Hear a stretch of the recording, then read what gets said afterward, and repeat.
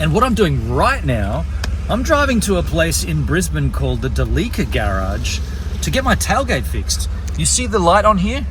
My tailgate has been open all the time. Maybe 1 out of every 5 closes properly, and the rest you've got to bang that thing to oblivion. I rang the Delica Garage. It's a place I know of or I've heard of before. Yeah, I can put a new tailgate in there for $250. Done. Not a new tailgate, the new tailgate latch. So I'm headed there now.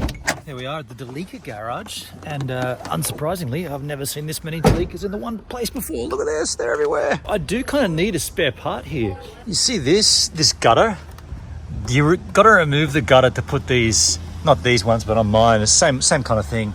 You got to remove that gutter, and I wouldn't mind putting one back on if there is one. Like, what's this over here? I don't know if it's even worth doing though. I mean, that one's so skanky, but is it even worth doing? Probably not, hey. But it is interesting to see all these Delicas here. Actually, it's kind of sad because it means that they're not working. That's interesting. I do miss not having this on mine. I do miss not having the crystal light. That stuff was pretty sick. All done. Let's have a look. Man, it seems so simple, right?